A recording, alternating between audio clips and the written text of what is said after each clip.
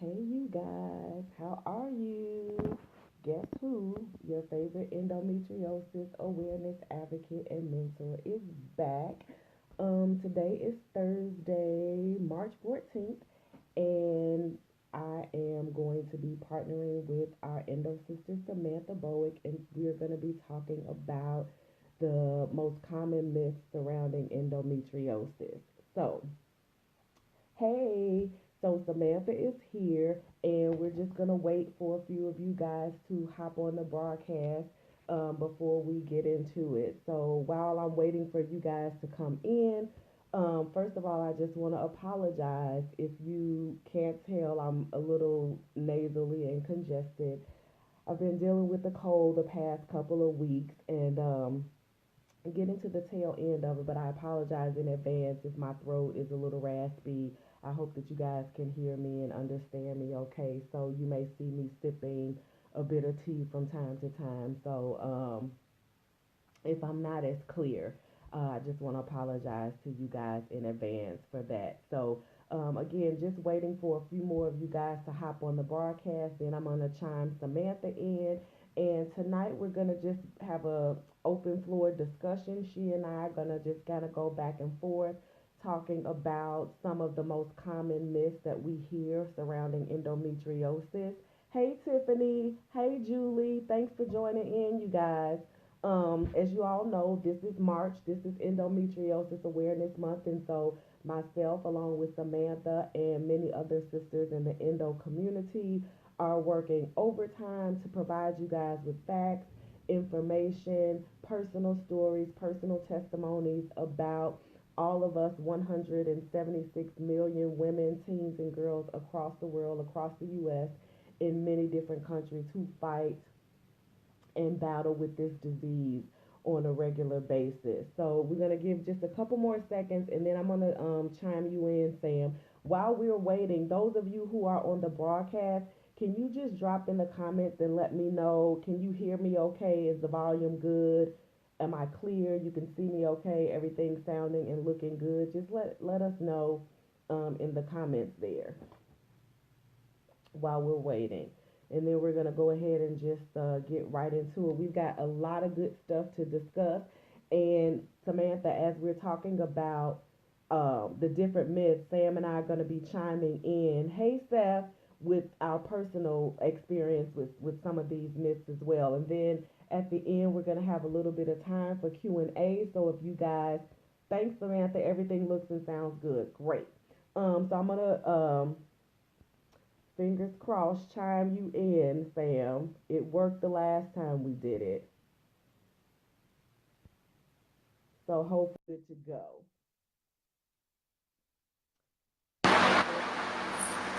Hey! Success! Yay! And there's no Yay! echo. Okay, Good. Have my good. headphones in. Awesome, awesome. And everybody let us know that you can see Samantha. You look and sound clear on my end, Sam. So Okay, I think good. we're good to go. So Okay. before we jump into it, why don't you give the guys who've not seen us partner before just a little bit about yourself and your book and your work that you do with endometriosis and why you wanted to talk about these myths. Okay, yeah. So as Michelle said, my name is Samantha Bowick, and I am the author of Living with Endometriosis, the complete guide to risk factors, symptoms, and treatment options. I started writing that in about 2012, 2013, and published it last year. It has medical information as well as personal experiences. And I'm also a Chronic Disease Coalition ambassador with Michelle. And so we decided to partner up and do a little Facebook Live on the myths because we've seen so many people post things about the myths. And so we wanted to give correct information. Awesome. So we have got a lot of myths to go over tonight. I'm super excited. Me So too. let's just jump into them. Okay. If people, put questions in the comments while we're going along, we can check some of those out, and we'll just ping pong back and forth. And as I'm reading through or talking about one, you want to jump in with your personal experiences, that'd be great. Okay. Sounds good. So the first one we're going to talk about is one that a lot of women have to deal with even before they get diagnosed. And that myth is that endometriosis is just a bad period, or even more than that, that period pain is normal. And most of us know that as young girls, as women growing up, once we kind of get to that point in our lives, we start having our monthly cycle. We're kind of told almost in a celebratory manner that this is a part of being a woman and welcome to womanhood. And so we think that just dealing with the cramps and the pain is normal, but it isn't. And there is a distinction between normal cramping and what we call period pain that's not normal. So, just to let you guys know, painful periods are the second chief symptom among people who suffer with endometriosis, and it can be described as abnormally painful cramping during one's period. And when we talk about uncomfortable or abnormally painful, we talk about painful to the point where it disrupts you from being able to do day to day activity. So, light cramping during the period may be normal. It may be uncomfortable, but they're usually taken care of with over the counter medicine like Advil or Tylenol. But when we talk about painful periods or painful cramping due to endometriosis, this is not what we would describe as normal. These cramps are frequently associated with very heavy and prolonged menstruation and often including blood clots. The cramps may start out feeling like normal cramps, but the level of pain can escalate quickly to an incapacitating level. And the thing to note is that these cramps occur not just during the menstrual cycle, but also during ovulation. So before I move further into the explanation here, is I have to say everything in this definition I personally experience. I started my cycle very young at 11 and almost from the onset had these debilitating symptoms. But maybe a year or two before my diagnosis, that's when I started with the heavy blood clots and the pain that just would shoot through the roof to where I couldn't move. I couldn't go to work. I couldn't function in normal day to day activities. Samantha, did you experience any of that? I did. So I actually started my period when I was 13. And I was taking dance from the time I was 4 years old up until 13. Whenever I started my period, I had to quit because the cramping was so bad. And then I was put on birth control pills when I was 16. And my doctor made me believe that it was normal for me to be in the amount of pain that I was in before I had my surgery. Yeah, same here. And so it goes on to say that the pain from cramps due to endometriosis is so intense that it can completely alter a woman's daily life. She may have to stay home from work or school or other activities, sometimes for days at a time. She may not be able to play with her kids or drive them to appointments. She may have to excuse herself in the middle of a social function and find somewhere private to lie down so that she can catch her breath and try to mentally get through the episode. She may not even be able to get out of bed and stay lying in a fetal position, unable to move. And this information comes from endofound.org. So, for those of you who are watching, if you've ever experienced that to where you felt like you needed to stay at home and your mom pushed you, oh, girl, get up, it's not that bad. Every woman has it. We all go through it. If you've been immobilized to where you can't move, know and understand that that's not normal and that you should absolutely be assertive in talking to your doctor about doing some investigative, exploratory options to see if endometriosis not may excuse me, might be what you are suffering from. If it can't be controlled with warm tea or over the counter painkillers, that it's not normal. It's not normal at all. And we've all Right. been told that. And that's kind of the biggest myth. And it's unfortunate because I think that contributes to the long period of delay in diagnosis. And we'll talk about that later. Hey, Marie. One That's of my the mom. reasons that's not, hey, Samantha's mom, nice to meet you. Um, well, one of the reasons it takes us so long to get diagnosis because year after year after year, we're being told this is normal, it's okay, it's all in your head. Have you been told those things, Samantha? Oh, yeah. Yeah, several times. And it was really frustrating. I was young, and so I believed what my doctors were telling me. So yeah. Okay, so that's myth number one, ladies. If your pain is to the point where it's incapacitating you and it's interfering with your daily life activities, that is not normal, and you definitely want to talk to your doctor about possible testing for endometriosis. Right. So now we're going to move into the second myth, and I think, Sam, you've got that one. What I is myth do. number two? So it is endometriosis is caused by uterine tissue. Mm-hmm. So many gynecologists and endometriosis patients believe that endometriosis is the same exact tissue as your uterine lining, but it is not. Studies have been conducted and found that it's similar, which does not mean that it's the same.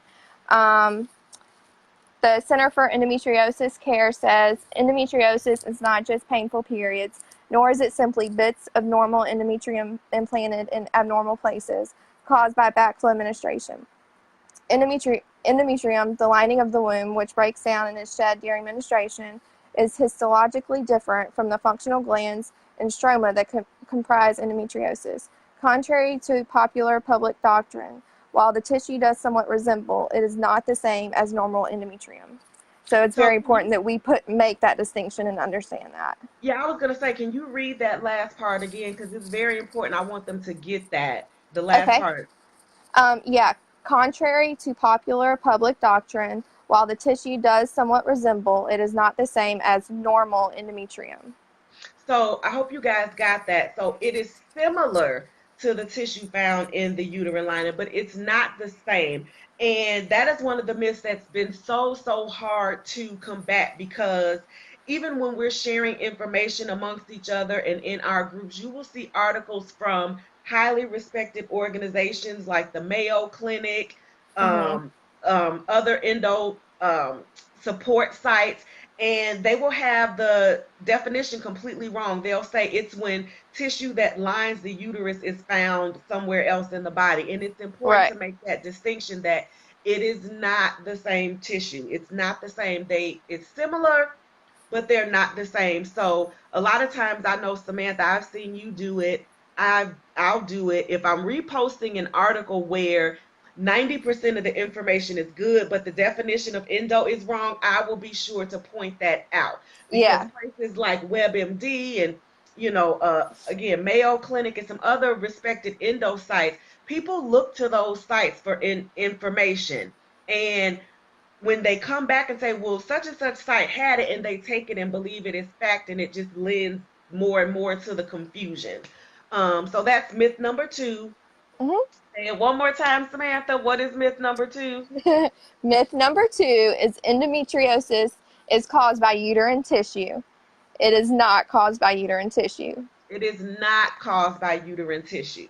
So the third one here, this is one that is talked about very heavily. It's debated back and forth. It causes a lot of high emotion whenever this subject comes up. And again, it's hard because doctors, and let's be clear to make the distinction too, regular OB-GYNs are not the same as endometriosis specialists. No. So while an endometriosis specialist may also be a gynecologist, the majority of regular OB-GYNs are not endometriosis specialists. And so what makes this next myth hard is because a lot of these doctors and OB-GYNs are still recommending this as a option to cure, and that Mm-hmm. is hysterectomy. So myth number three is that hysterectomy cures endometriosis. That is wrong. That is wrong. That is wrong. That is wrong. It absolutely does not cure endometriosis. You've heard me say it. I'm sure you guys have seen Samantha say it in her postings. Um, here's the deal. Endometriosis, by its very definition, is a disease that occurs outside of the uterus. So if this is a disease that occurs outside of the uterus, how would removing the uterus cure this disease? Okay. So to that point, Dr. Andrew Cook, who is the founder of the Vital Health Institute, and he's an endometriosis specialist, he says the statement that you cannot have endo after hysterectomy is scientifically wrong, period.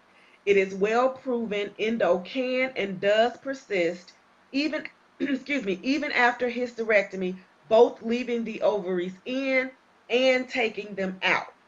And here's the important part that you guys need to catch. Endometriosis can produce its own endometriosis, even without the ovaries.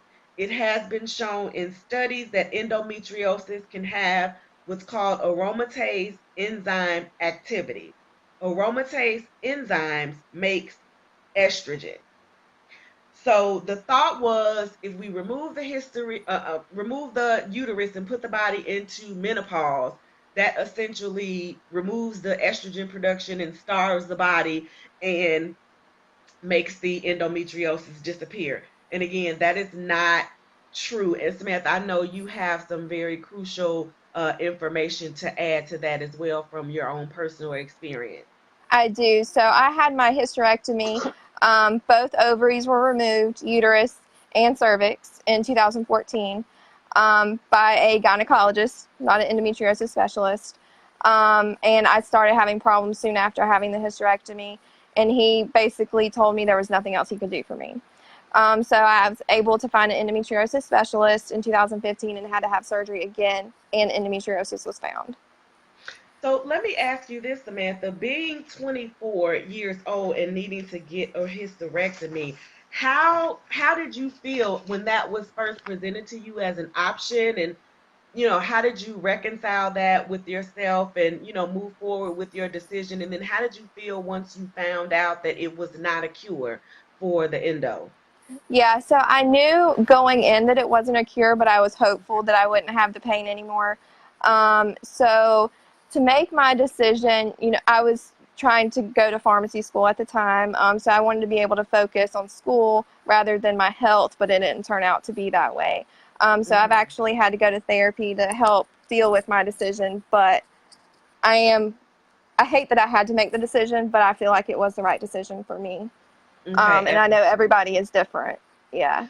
Yeah, and I'm glad that you pointed out that you knew going in that it Hmm. wasn't a cure. And that's not the Yeah. case for a lot of people. And sadly, you have doctors who are recommending hysterectomy to girls as young as 15, 16, 17 years old. And Right. at And that age, that we shouldn't. have no idea, what we want to do with our lives, the direction Right. that we want to go. We don't even know what family planning options we want to look at or what we want to explore. So to put Yeah. pressure, I mean, 24 is young, but Yeah. think about if you 15, 16, to put pressure on a young girl that age to make a life altering decision and you're telling her that this is a cure. Just imagine the ramifications, to Right. follow that. And And I like, do, go ahead. Oh, go I was going ahead. to say, I do believe if I would have found the endometriosis specialist sooner, I wouldn't have needed to have the hysterectomy. So that's been kind of hard to deal with as well. Yeah, and I do want to point out, like you said, when you got it, you realized that it was the best decision for you. And for some women, like you, they know going in that it's not a cure, but some women are like, the worst part of their symptoms may be the heavy bleeding. It Hmm. may be the uterine cramping. And so for that, yeah, a hysterectomy will address that. But the Yeah. line I think that we just want to be clear about, like Samantha said, every woman is different, and you should choose the route and the plan that's best for you. But we just want you to know going in. If you know going in, like Samantha did, this isn't a cure, but for X, Y, and Z reasons, I want to move forward with that. That's different than going in totally being sold that once they take this out, that's Hmm. it. My problems are gone forever. So that's Yeah. kind of the distinction that we want to make with that, is that depending on your symptoms, a hysterectomy may improve it again, like if it's the heavy bleeding, the heavy Hmm. clotting, but just know that it's not a cure because Right. And again, endometriosis can still be there. I actually exactly, had to find a second doctor that would do my hysterectomy because the first doctor I was seeing, she didn't want to do it because of my age, because even of though your it was age. even though it was my decision. Yeah. And that's another issue that a lot of women face too, is that they've tried all their options and for whatever reason they come to want a hysterectomy. And then you have doctors that won't do it. They'll say things like, you may change your mind, or you're so young, or wait until you find a husband. And again, Mhm. it's like, how do you even know I want a husband? Like, Right. what if I'm not even into guys? Like, did you know what I mean? It's just they make these Yeah. blanketed statements um for things that are gonna totally change your life, and they just I think very casual about it. Have you Mhm. found that to be your experience? Yes, definitely. With most of the treatment options that I tried, especially with Lupron, pushing it on patients. Yeah, it's frustrating. Doctors shouldn't be allowed to do that. Absolutely. So you've got myth number 4. So what Okay. is the next one? It is endometriosis is a reproductive disease. So endometriosis is not contained to just the pelvic region. It can be found anywhere in the body. There have been people that have had it in their thoracic region, which is nowhere near your pelvis. There have Right. been people that have had it on their gallbladder, diaphragm, lungs. I know personally, I had my appendix removed so that endometriosis wouldn't grow on it, and you don't have to have your appendix. I've also had my gallbladder removed, but they didn't tell me it was from endometriosis. That's why it stopped working. But I feel like it could be. And then Okay. I've had endometriosis on my bowels as well. Wow. Okay. So as you guys can see, Rebecca says, same here. And then she says, Orlissa made my life so hard. We're actually going to get to that in a little bit. We're going to come back Yes. and talk about that. But yeah, it's not contained to the pelvic region, which is why I get so frustrated when I see some of these cures and some of these treatments, and women are rushing to give their money, and I understand the desperation, and I don't say that in a Yes. bad way, but you Yeah. just want anything to find relief. But understand this, it's not confined to the uterus. So vaginal steaming is not going to cure it. Hmm. Yoni eggs is not going to cure it. Herbal pouches in the vagina is not going to cure it. No. Crystals in the vagina is not going to cure. None of those things are going to cure it because it's not confined to the reproductive area. And some of the areas you mentioned on the bowel, that's actually another common area. Hmm. Someone says they have it on their liver, their bladder, and now on their lungs. Um, Yeah, there have been people that have had collapsed lungs from endometriosis. I've read So, that, and I've also read that in rare cases, like it's even been found in like the brain and the eye. It's been hmm, found almost everywhere. yeah. Yeah. So, and I think too, do you remember that article? I think this was in the UK that they have like 8 cases confirmed of endometriosis in biological men. Oh, wow. No, I didn't And see that article. yeah, I'll find it and send it to you. But Okay, yeah. it can be almost anywhere. So don't Hmm. buy into that myth that it's just confined to the reproductive area, because it's not. Thankfully with mine, it wasn't in the kidneys, but it was around the kidneys and surrounding, and it was in the pelvic floor, like all wrapped up in the ligaments and everything. Hmm. Like you said, it can just spread and grow out. However it wants to. Exactly. However, it doesn't care. It doesn't have No. a pattern. It does what it wants to do. So the next myth is kind of the flip side of the hysterectomy. We talked about how doctors, kind of push hysterectomy on girls really young. On the opposite side of that, this is another one that they push, which is that pregnancy can cure endometriosis. And I just find that like mind-boggling that doctors are still prescribing pregnancy again to girls 15, 16, 17. I had a doctor tell me, "Oh, now all we got to do is get you pregnant." As Hmm. if that's like going to the store and grabbing a candy bar. Yeah. It's a life-altering decision, and it doesn't cure the disease. So I'm going to read what the Endometriosis Research Center says. And endometriosis.org says, no, some women find that their pain and symptoms are reduced during pregnancy, but this is not the case for everyone. In most cases, endometriosis will return after giving birth and after stopping breastfeeding. And then the Endometriosis Research Center says, only you and your partner know whether it's the right time in your life to become parents. Pregnancy should never be prescribed as a treatment for an illness. Pregnancy can keep symptoms at bay for some women, but it is not a cure. I just find it really frustrating. I know it was recommended to me as a cure. And think about that. You're only pregnant for 9 months, right? So let's just say in a perfect imaginary world, it took care of everything for 9 months. Well, when as soon as you have the baby, it's gonna come back. And a lot of women report that it's more aggressive and they find that their symptoms are even worse. So then you have a lot of women struggle with, on the one hand, there's the challenge of getting pregnant with endometriosis, and then now I'm lucky enough, blessed enough to get pregnant, but now I struggle to parent effectively because now my symptoms are back and they're even worse. So Right. I just don't understand why doctors are still like, this is a whole life, you'll be responsible for. I'm 43. I still don't have it together enough, to just take care of a whole life on my own. There's so many factors, financially, emotionally, mentally, and they prescribe it as if you don't like it, you can take it back. Do you know what I mean? Right. Yep. What's your experience been with that?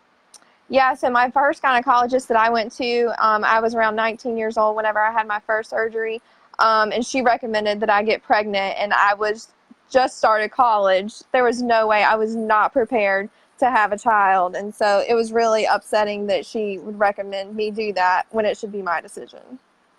Yeah, and just think about it. And we hear the stories all the time about the difficult pregnancies. I mean, Mhm. even under normal circumstances, pregnancies can be difficult. Right. But I hear the ladies talk about, as the baby grows, if you have scar tissue and adhesions, those things pull and stretch as well during the pregnancy. So it just seems very ineffective. And again, the thing that frustrates me the most is when they recommend this to teenagers. Like, how do you Yeah. prescribe a life changing, lifelong commitment to somebody for, at the most, 9 months of symptom relief, even Mhm. even if you were to get relief. Yeah, and then it Um, could be worse after you give birth. exactly. So no, ladies, pregnancy absolutely does not cure endometriosis. So far we've talked about 5 myths. So we've talked about endometriosis is not just a bad period, or period pain isn't normal. We've talked about hysterectomy doesn't cure endo. Mhm. Pregnancy doesn't cure endo. And then what are the other ones you have, Samantha, that we talked Endome- about? Endometriosis is caused by uterine tissue, and endometriosis is a reproductive disease. And those are all false. Right. So we're into six now, number six. Mhm. And you got that one, Sam. Yes, that one is all laparoscopic surgery is the same, and it is not. So there are two different types of surgery. You can have ablation or excision. Ablation is where they go in and burn the tissue, and excision is where they go in and cut the tissue. And there has been more success rate with excision versus ablation. Just think about you're burning something inside of your body that I feel like would create more scar tissue. But when Mm-hmm. I was going through that, I didn't think about that. I didn't even know about excision when I had my first surgery. Mm-hmm. Um, so Dr. Cook says that a low energy heat source is used to disrupt the tissue for ablation. Um, Excision is a technique that involves cutting out the diseased tissue, leaving only healthy tissue behind, and is practiced by endometriosis specialists. So an OBGYN may not do excision, and so that's where you have to go and find an endometriosis specialist. Um, the Center for Endometriosis Care website states estimates indicate extremely high rates of recurrence for non excisional surgery, between 40 to 60%, even as quickly as 1 to 2 years after ablation, even with medical suppression postoperatively. In contrast, surgeons utilizing excision report rates of long term relief in 75 to 85% of their patients. So, Wow. yeah, That's a big number. So when yeah. you had your first surgery, you had Mhm. ablation first? I did. All of my surgeries were actually ablation, except for the one I had in 2015 with the endometriosis specialist. And Okay, and since when having that surgery, I haven't had another surgery for endometriosis. that is awesome. Now, your Yeah. first surgery you had with hmm ablation, how soon after did you start experiencing symptoms, and then how soon after did you have to have your second surgery? So I didn't experience any relief from my first surgery. Wow. And I changed doctors because she told me there was nothing else she could do. So the new doctor tried me on a bunch of different birth controls, Lupron. So she wanted to try more treatments before doing surgery, but she did my second surgery January 2012. So it was about a year and a half. Okay. And Yeah. then and then you 2012, and then you had another one in 2015. I had another one in 2013. I had my hysterectomy in Wow. 2014, and then I had the excision in 2015. And then I had So my gallbladder removed in 2016, but they didn't see any they endometriosis didn't see then. any endo. So hmm as you guys can see, and this is very common, Samantha just, I think, 5 or 6 surgeries she just listed off hmm relatively close together. That's Right. fairly common in women with endometriosis, and especially as she mentioned, if you don't go in doing excision, if you get procedures, because ablation, I do believe that it does create more scar tissue and more inflammation. hmm And it's like some of you may have seen the pictures that we circulate, is that ablation is kind of like a weed that's growing, and you kind of just chop off the top of it, but the root is still there, so it's going to keep growing and growing and sprouting out. Whereas excision is like going underneath the ground, the dirt, and digging it up hmm from the root. It can still come back, but the chances are far less if you have excision, if you have it done correctly. I was fortunate enough that when I got my initial diagnosis, my first surgery was excision, but the doctor was limited in um, certain areas of my body where it was she wasn't comfortable going and removing, so there were pieces of it that were left, and so of course they grew and spread. But I was blessed in that I did have a fairly long period of time between my first and second surgeries. My first surgery was 2008, and then I don't think I had another one until about 2012, 2013, and that's when I had one like every year or hmm every other year going forward after that. And when I ended up getting my adenomyosis diagnosis as well. So moving along, so we've knocked out 6 myths. So the last one to note, you guys, and oh, let me just say this about laparoscopy too, because I hear a lot of girls, they'll say, I've had like 12 laps. And so, like Samantha said, there's ablation and there's excision. But know that laparoscopic surgery or laparoscopy, that isn't the procedure itself. That's just kind of the way that they enter the body, is Right. laparoscopically with the camera, which they usually Through make like small 4 small incisions.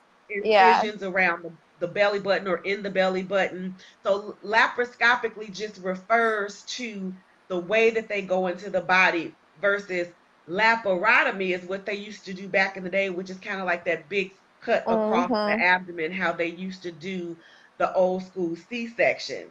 So you can have several laparoscopies, but they doesn't mean that they're all surgery. Sometimes they're diagnostic. They're just going in, looking and seeing what's the deal. Sometimes they'll go in and look and then move forward with whatever type of surgery option. So the laparoscopy itself isn't the procedure. It's just the way that they do the procedure. Because guys, some people think that that is the surgery itself, if that makes sense. Right. Um, so next myth, we are up to myth number 7, and I've heard this a couple of times. And Samantha, let me know if you've heard this one. That endometriosis is an STD. I Um, have. when I, you know, first got diagnosed and first started sharing my story, the first thing people would ask is like, "What is that? How'd you get that? Did you catch it? Did somebody give it to you? Like, can I get it?"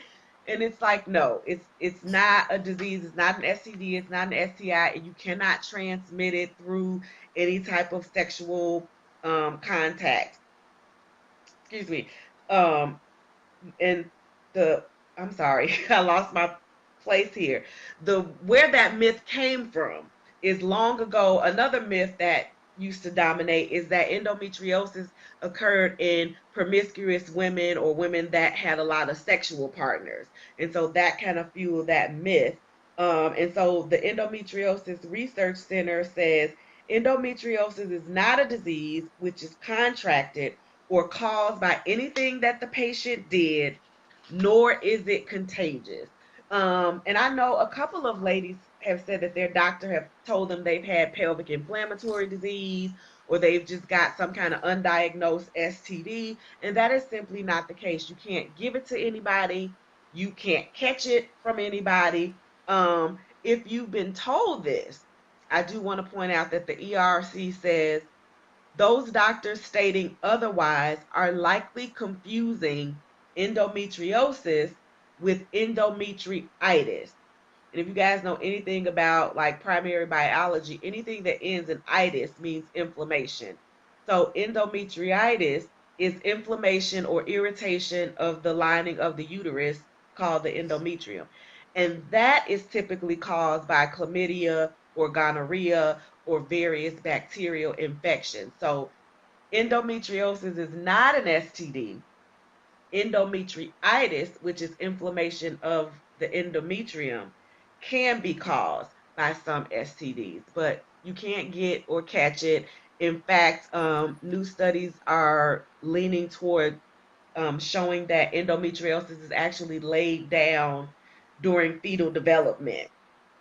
And so that hasn't been like 100% signed off yet, but that's what the studies and the science is showing, that it's actually laid down in fetal development. So there's nothing you can do to get it, nothing you can do to catch it. Sam, did you want to say anything about the STD? Yeah. So my first doctor again, she actually tested me for STDs without my knowledge. And Oh my God. I received the bill in the mail for the test and how much they were, and I was like, I never consented to this. So yeah, it was yeah. How did that make you feel when you saw that? I was very upset, and I had told her I wasn't sexually active, and she didn't believe me. Yeah. So yeah, I was upset, frustrated. I didn't want to go back to her. Yeah, I felt a lot of guilt and shame, around that as well, because that was one of my first thoughts in sharing this with people. Like, are they going to think I'm some kind of slut? Are they going to think I'm just out here sleeping Right, around with everybody?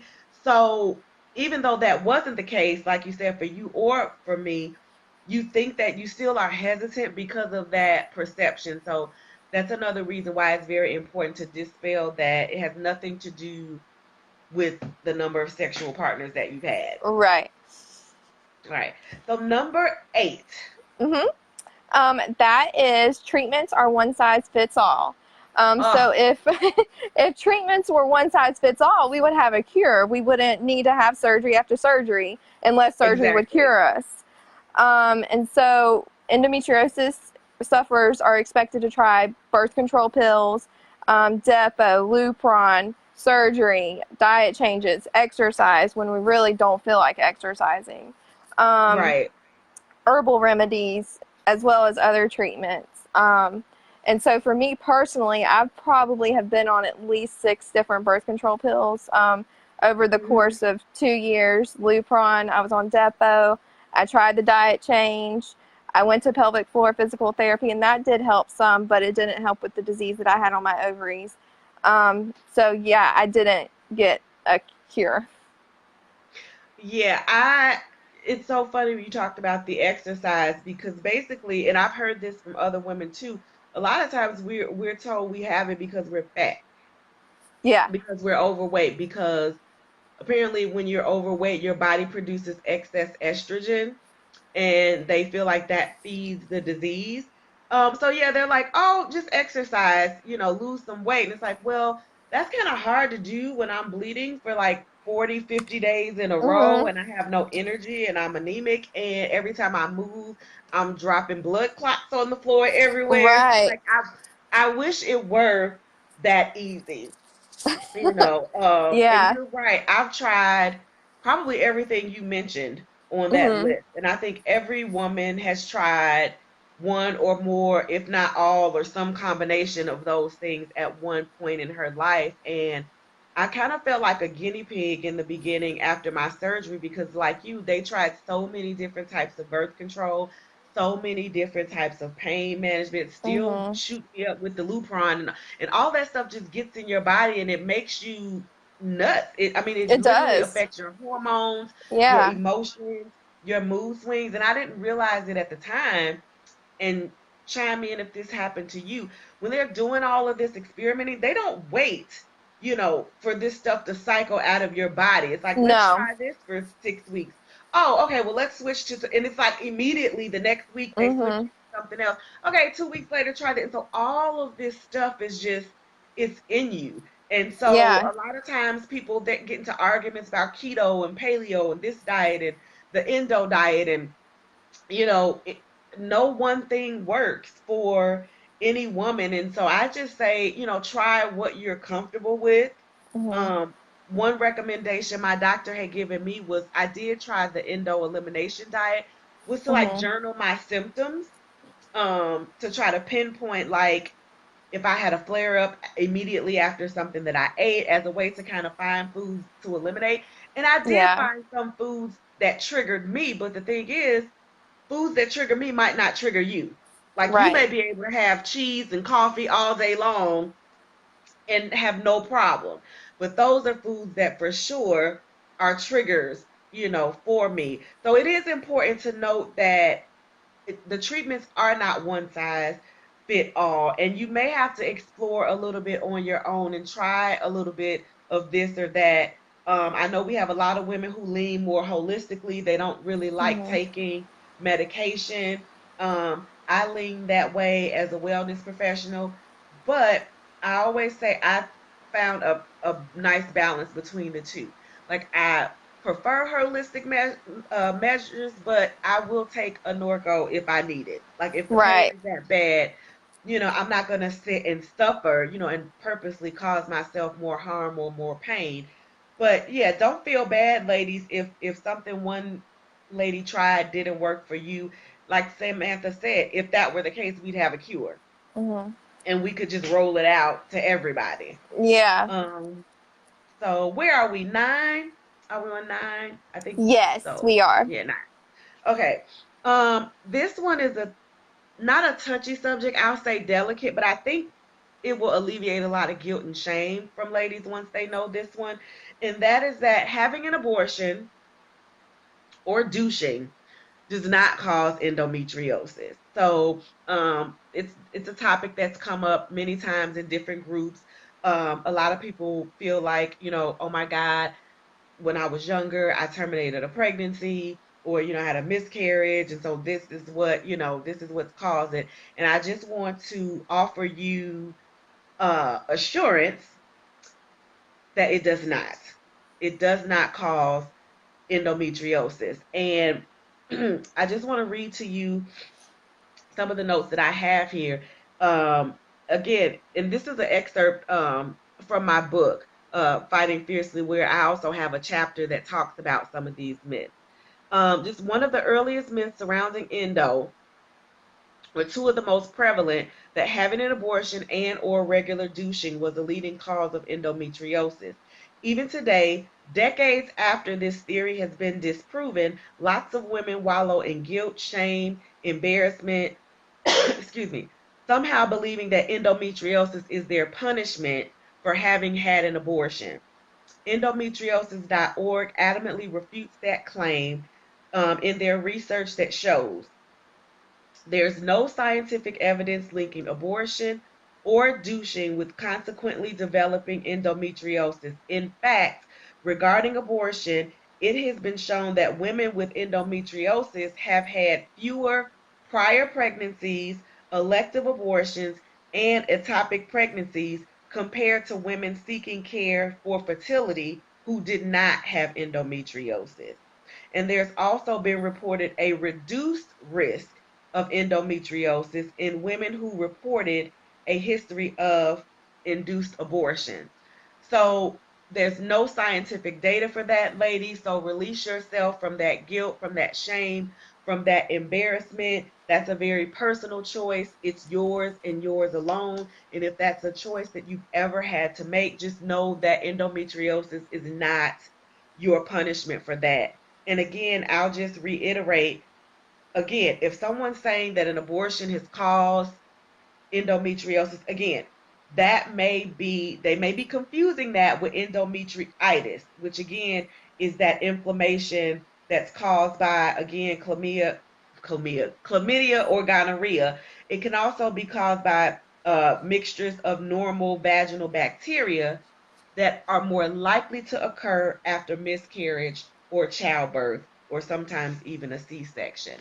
So that was really important for me to put that one out there, just because, there's already so much shame and guilt surrounding this disease already, because it deals with down there, Mm, and which is the area that women in general don't like to talk about it. Our mothers don't talk to us.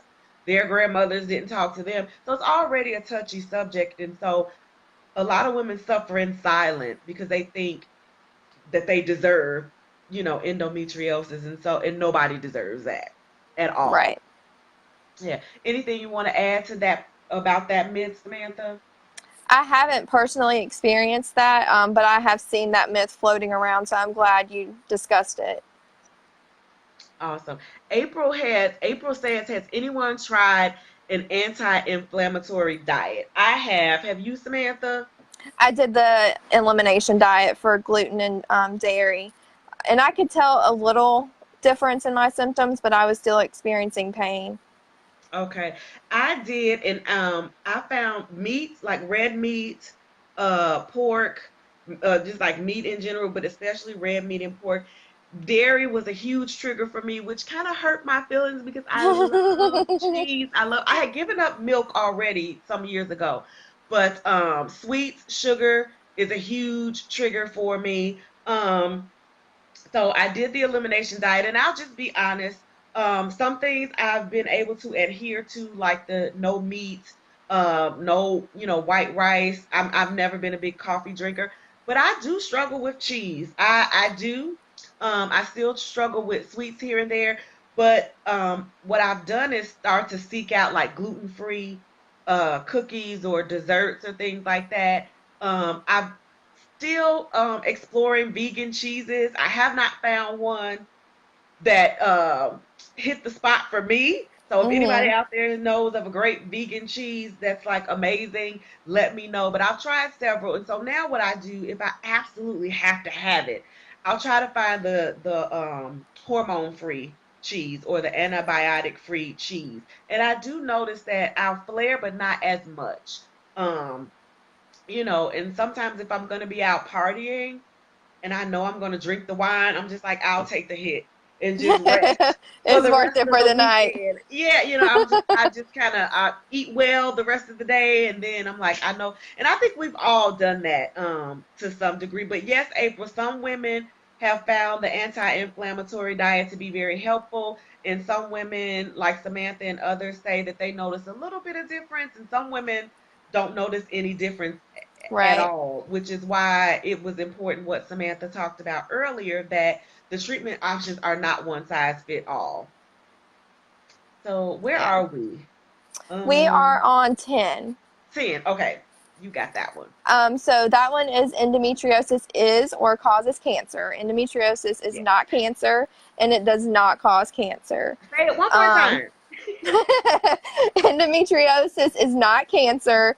Endometriosis does not cause cancer. Thank you. Um, endometriosis can spread to anywhere in the body, which I think has led people to think that it's a cancer because of how it spreads.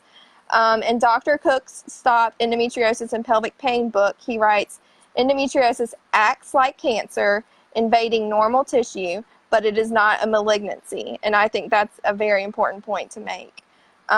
This means that endometriosis may spread like a cancer, but it is not a tumor or cancerous.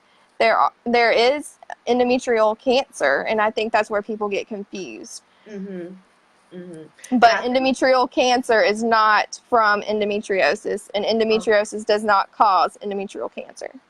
That's an important point to make, because there is a lady on my page, and she shared with me that she actually has gone through endometrial cancer, and she was kind of educating me on the difference between the two. And I think one of the other things that leads to the confusion is because of the staging. You know, Hmm. endometriosis is staged two, like cancer is. And so I think Right. that kind of lends to the confusion of it a little bit as well. But Samantha just broke it down. It does not cause cancer. It is not cancer. There is a form of cancer called endometrial cancer, but it's not from endometriosis. Right. Okay. So moving on, we're almost done, and then we're going to open up to some Q&A for you guys. So the next one is medications like Lupron and Orilissa can cure endometriosis. And I think Rebecca talked about, I think she was on Orilissa. So you guys know this is a hot button topic across all endo forums everywhere. And if you guys follow me, you know I just did a huge talk, I think a week ago, about Lupron and Orilissa, and I'll just make it really as short as I can. But the short answer is no. To date, there is no cure for endometriosis. There is none. The excision surgery that Samantha talked about earlier, that is considered to be the gold standard of treatment options right now. But any hormonal treatments, birth control, Lupron or Lissa, Depo, Mirena, IU, all of those things may provide symptomatic relief. But again, they're targeting the symptoms of the pain and the discomfort. None of those things treat the disease. None of those things kill the disease. They don't shrink it. They don't stop the progression of it. They don't hinder it from growing. Um, and I'll read to you what Dr. Jeff Arrington says specifically with regard to Lupron. He says Lupron is not the gold standard of treatment for endometriosis. There is no evidence that it kills the rest, prevents progression, or makes it go away. Lupron is only proven to help with endometriosis related pain and symptoms. Hence, it falls in the same class as ibuprofen, opioids, acupuncture, diet, oral contraceptives, IUDs, etc., in that they are palliative therapies. He says, in fact, Lupron has proven no better than a $5 a month pack of oral contraceptives or an $800 for 5 years IUD. He says, even the ACOG admits that hormones do not prevent progression, and that was Dr. Jeff Arrington. So none of those things cure endometriosis. And I think when I was first diagnosed, like a lot of ladies, that was one of the first things they told me is like, we're gonna put you on Lupron. When I was diagnosed, I had a really large endometrioma, which was kind of pushing up against other organs. So they told me that they needed to give me Lupron to shrink the tumor enough to be able to remove it, because it was so big and it was so dangerous. So they wanted me to do 3 months before my surgery and then another 3 months after. And I was just like, okay, they didn't even give me the pamphlet. They didn't give me anything to read. They were just like, this is the drug, it's gonna stop the disease. And I'm like, well, okay. And then they were like, it's gonna stop your period. And again, this is not a judgment, because some women do experience symptom release, but it was the worst thing that had ever happened to me, and nobody prepared me for it. My hair fell out. I gained 30 pounds in like a month and a half. I had night sweats, night terror. I was more than a little flush. That's the only thing they told me about Lupron, was that, oh, you may get a little flush from time to time. um I was not expecting all of the other stuff, but more importantly, I believed that it was shrinking the endometriosis. I thought that it was treating it. And it wasn't until later, until I started educating myself and doing my own research, that I found out that it wasn't. And so many women are still going through that. And now with this Orlissa, they're pushing it, they're billing it as the same thing. And if you listen carefully to the commercial, they do say endometriosis related pain. So just know, even Oralissa, is not doing anything to treat the disease. So none of those things are a cure. And one of the things I say is absence of symptoms doesn't mean absence of pathology. So you can still be symptom free and the disease still be growing and progressing. You're just not feeling it, which is what happened to me. And I didn't know it until I literally had a big old hole in the back of my uterus. The disease was still progressing. I just couldn't feel it. What has your experience been, Samantha, with Lupron and those type of hormonal medications? So I had 3 doses between 2011 to 2013 before I had my hysterectomy. I remember the first dose, I felt some relief, and so I went ahead and got the second dose. And then I wanted to wait and see how I felt. And then 2013, I was seeing another doctor, and he recommended it. I was never told any side effects at all, not given Me any either. information, and I was young, so I went off of what my doctors told me.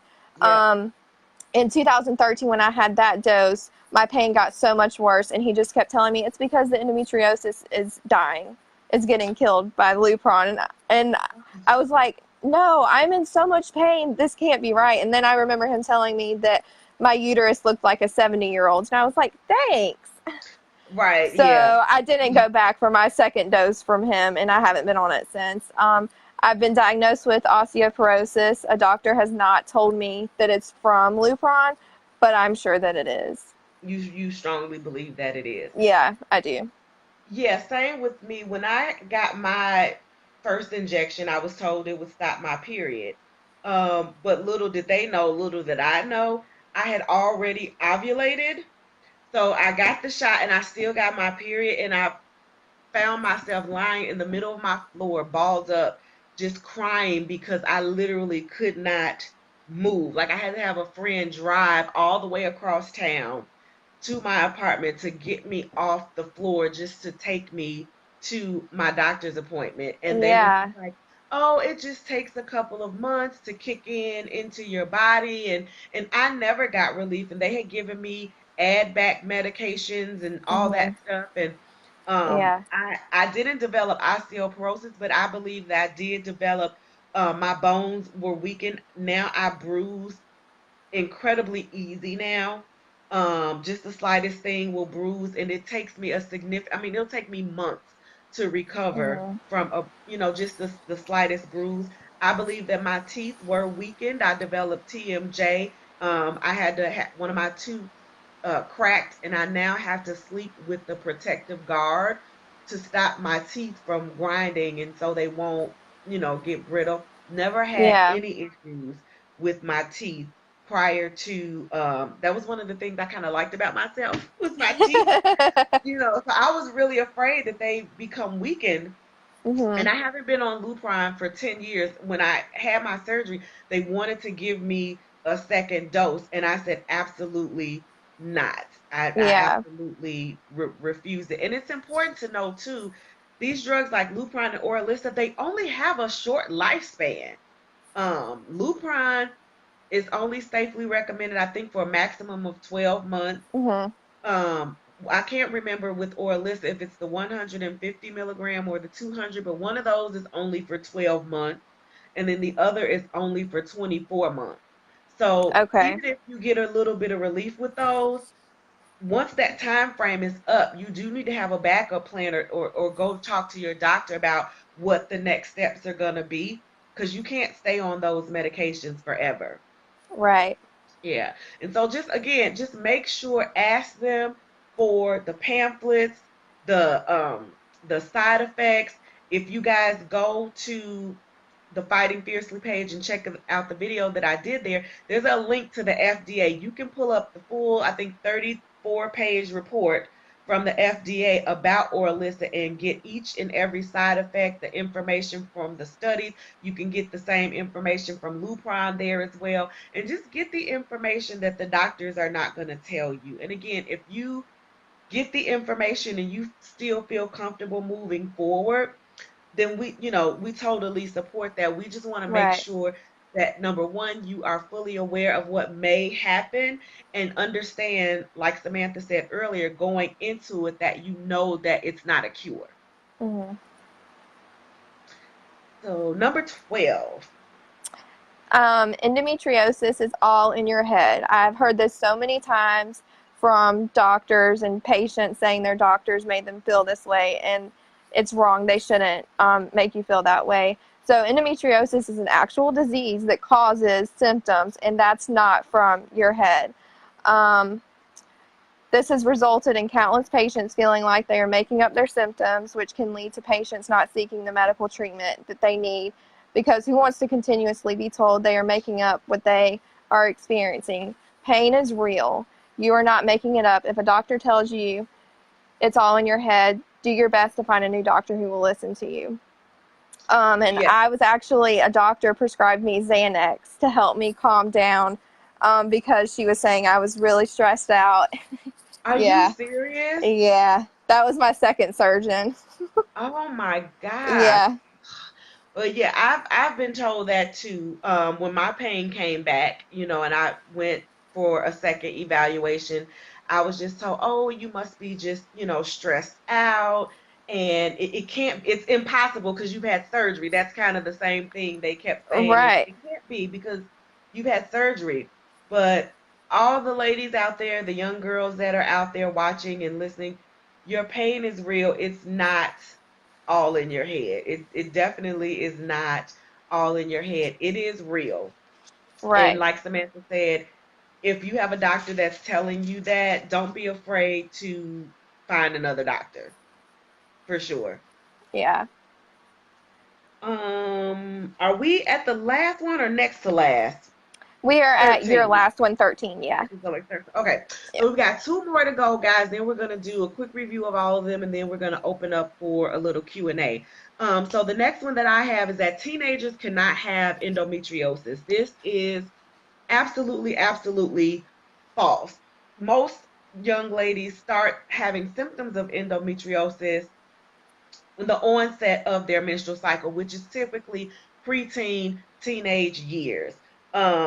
The Center for Endometriosis Care says the statement that endometriosis is a condition most common for women in their 30s and 40s is erroneous at best and dangerously irresponsible at worst, hinting that symptoms in youth should be ignored.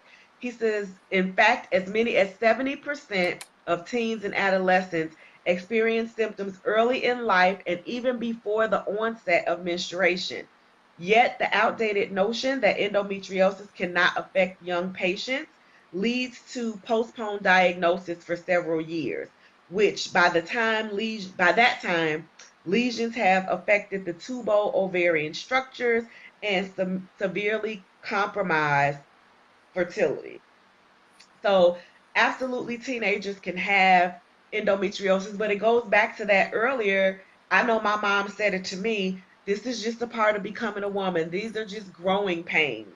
Welcome to womanhood. And I was like, this sucks. Like, I don't want to be a woman. Like, no, this is awful. And Yeah. and it's just been passed down from generation to generation. But if you think about it, it takes 8 to 12 years to be diagnosed, right?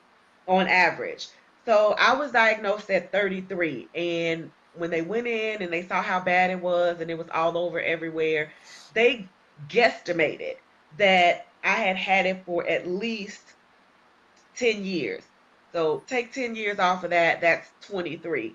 But if there's an 8 to 12 year delay in diagnosis, you take 12 years off 23, you're right back at 11, which is the Mhm. exact age that I was when I started my cycle. And I had symptoms from the very beginning. So, again, ladies, gentlemen, dads, sisters, aunts, you know, we're not faking. If you have a young teenager in your life who, like Samantha said, is quitting dance, if you find that they're not wanting to do their extracurricular activities, if they're needing to stay home from school like every single month for more than a day, if they're not wanting to socialize, don't just brush that off. And please don't tell them this is a part of being a woman. Please don't make them think that this is some kind of a rites of passage, because it's who would want this Right. as an introduction, into womanhood. So pay attention to those signs. That's one of the biggest problems that we have, that our voices aren't heard. Um, and it makes sense that we're afraid to speak up to doctors if we tell our parents and they just say, it's life, Mhm. get over it. So you can absolutely be diagnosed with endometriosis as a teenager. And so the early detection, the better, your treatment options are, especially if you get excisions, the higher chances you can preserve your fertility and decrease your chances for reoccurrence. So listen to our teenage girls. Right. Anything to add to that one, Sam? I don't think so. You covered everything. Awesome. So we are moving into the last one, number 14. I know we've covered Mhm. a lot, but these have been some really great ones. So you have the honor of bringing us our last endometriosis myth, and that is what? Endometriosis means you will experience infertility. Just because you Hmm. have endometriosis does not mean that you will have problems getting pregnant. I think a lot of people hear endometriosis and they automatically think, I need to go ahead and have children because I'm not going to be able to in 5 years or 10 years or however long. Um, Mm-hmm. in Dr. Cook's The Endo Patient Survival Guide, he states research shows that excision of endometriosis can improve fertility outcomes. So if you get the treatment that you need in a timely manner, you should not have problems getting pregnant. Um, in Dr. Cook's Stop Endometriosis and Pelvic Pain book, he states if the surgery is done properly, it will increase the chances of getting pregnant for many years after the surgery, assuming no other factors are affecting her fertility. Um, Awesome. yeah. Um, Endometriosis specialists use excision surgery, as we talked about before, to cut endometriosis tissue rather than burning it, also known as ablation.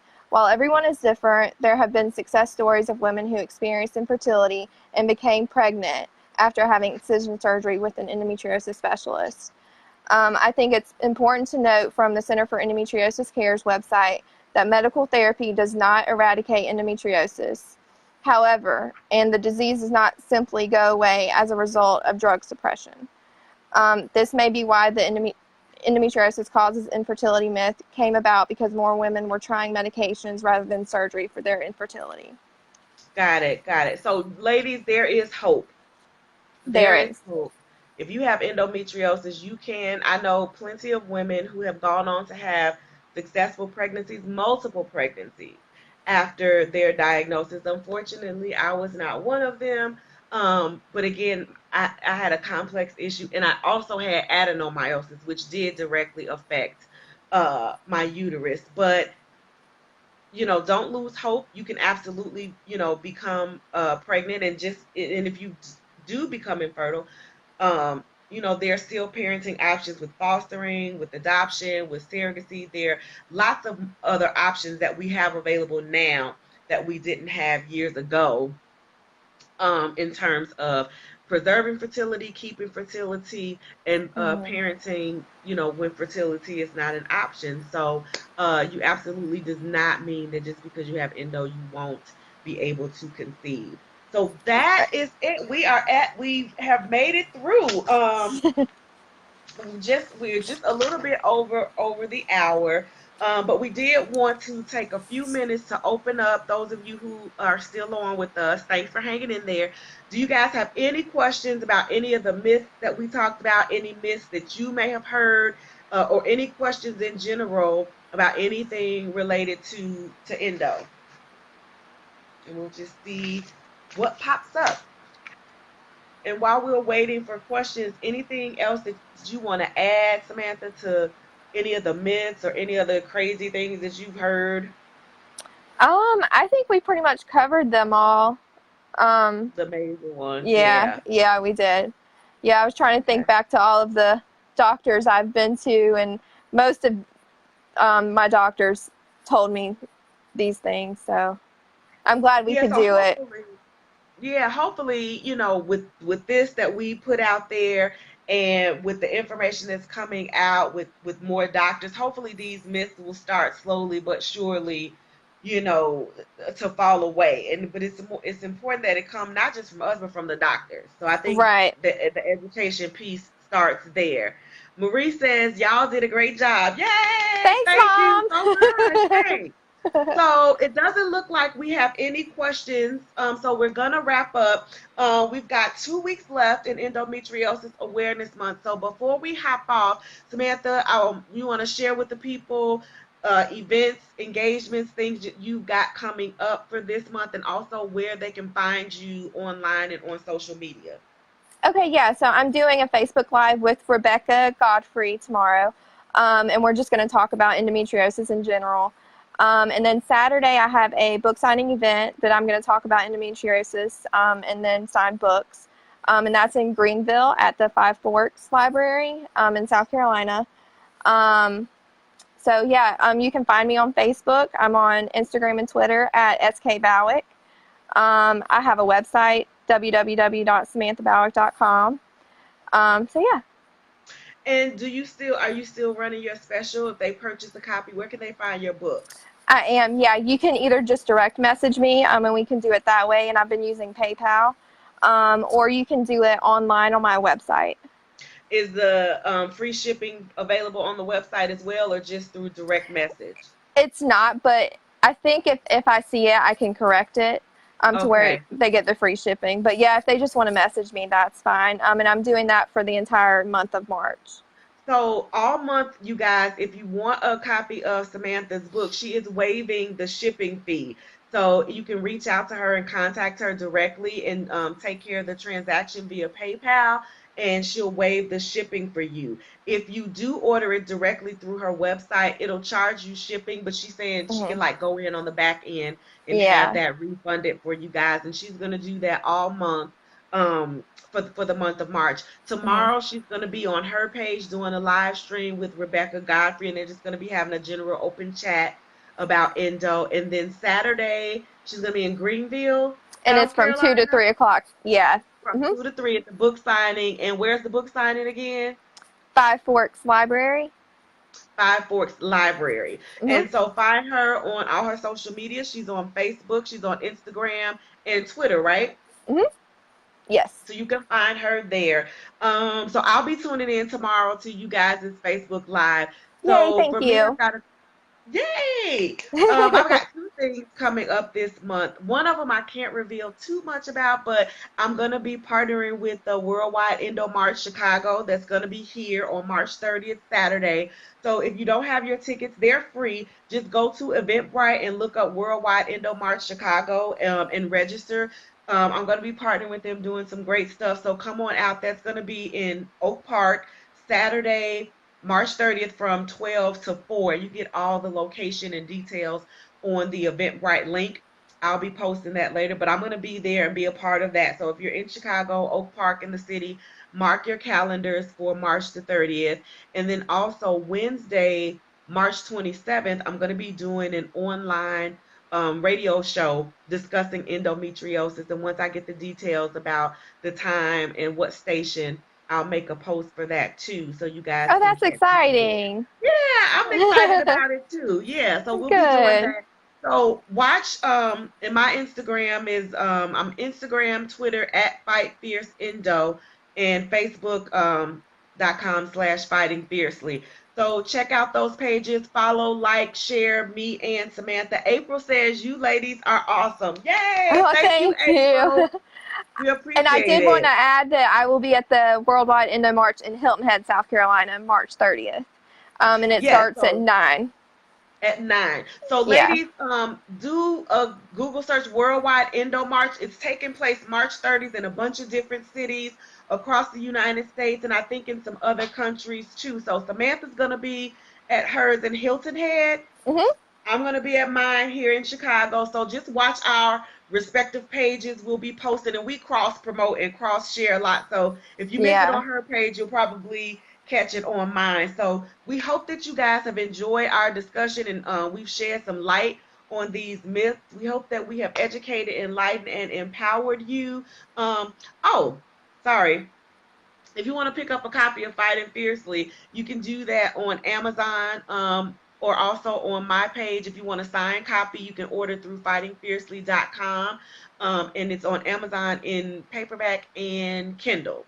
So follow us, like, share, subscribe. We're going to be doing lots more things, doing social media, bringing you more awareness. We've got 2 more weeks, but for us, we fight all year long. So any Hmm. last closing remarks, Samantha, before we check out?